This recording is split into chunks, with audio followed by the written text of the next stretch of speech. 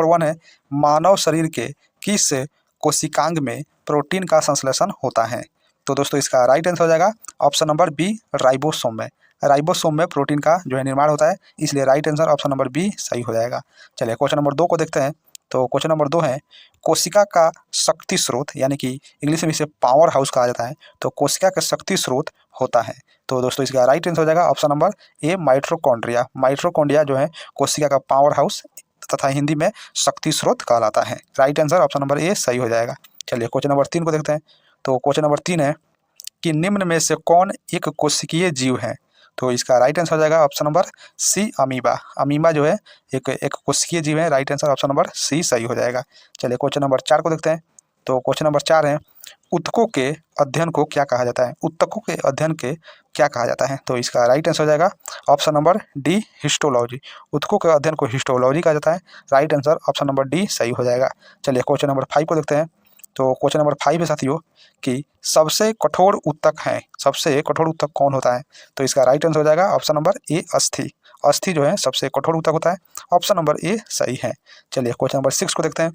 तो question number 6 है, भौतिकी के पिता किसे कहा जाता है? तो राइट आंसर हो जाएगा option number C, Newton. Newton को भौतिकी के पिता कहा जाता है। ऑप्शन नंबर सी सही है। चलिए क्वेश्चन नंबर 7 को देखते हैं। क्वेश्चन नंबर 7 है, ऊर्जा कौन सी राशि होता है?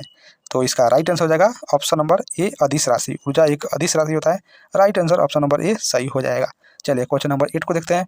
तो क्वेश्चन नंबर 8 है, एक अश्वशक्ति यानी कि एचपी, जिसे अंग्रेजी में हॉर्स पावर कहा जाता है, में कितना वाट होता है? यानी कि एक हॉर्स पावर में कितना वाट होता है? तो इसका राइट आंसर हो जाएगा ऑप्शन नंबर सी, 746 वाट। 746 जो वाट होता है।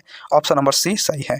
चलिए क्वेश्चन नंबर 9 को देखते हैं। तो क्वेश्चन नंबर 9 है, डायनेमो के द्वारा ऊर्जा रूपांतरण किया जाता है। डायनेमो के द्वारा ऊर्जा रूपांतरण किया जाता है।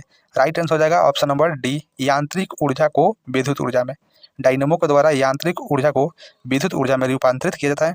ऑप्शन नंबर डी सही हो जाएगा। चलिए क्वेश्चन नंबर 10 को देखते हैं।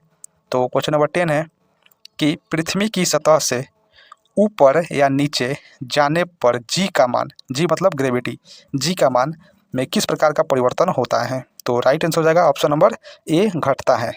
घटता है, इसलिए इसका right answer option number A सही हो जाएगा। चलिए क्वेश्चन नंबर 11 को देखते हैं। तो क्वेश्चन नंबर 11 है कि प्रोटॉन की खोज किसने किया था?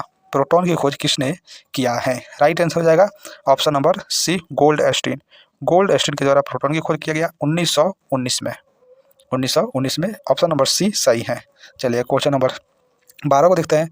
तो 12 है, दूध का पीएच मान कितना होता है? दूध का पीएच मान कितना होता है? राइट आंसर हो जाएगा ऑप्शन नंबर बी, 6.4। 6.4 जो है होता है दूध का पीएच मान। और ऑप्शन नंबर ए, 7.4 जो होता है यह होता है रक्त का, ब्लड का। चलिए क्वेश्चन नंबर 13 को देखते हैं। क्वेश्चन नंबर 13 है, संतरा में कौन सी अम्ल पाया जाता है? संतरा में कौन सी अम्ल पाया जाता है? राइट आंसर हो जाएगा option number A, citric acid. Citric अम्ल जो है संतरा में पाया जाता है। ऑप्शन नंबर ए सही हो जाएगा। चलिए 14 को देखते हैं। तो 14 है, कृत्रिम वर्षा कराने के लिए किसका उपयोग किया जाता है? तो इसका राइट आंसर हो जाएगा option number C, silver iodide, AgI। Silver iodide का जो है उपयोग किया जाता है। ऑप्शन नंबर सी सही है। चलिए 15 को देखते हैं। तो 15 है, शुद्ध सोना कितने कैरेट का होता है? शुद्ध सोना कितने कैरेट का होता है? राइट आंसर हो जाएगा ऑप्शन नंबर ए, 24 कैरेट का। शुद्ध सोना जो है 24 कैरेट का होता है। ऑप्शन नंबर ए सही हो जाएगा। चलिए तो दोस्तों ये हुआ आज का सुपर 15 क्वेश्चन। कैसा लगा आप लोगों को कमेंट बॉक्स में जरूर बताइएगा। मिलते हैं अगले वीडियो में, तब तक के लिए थैंक यू।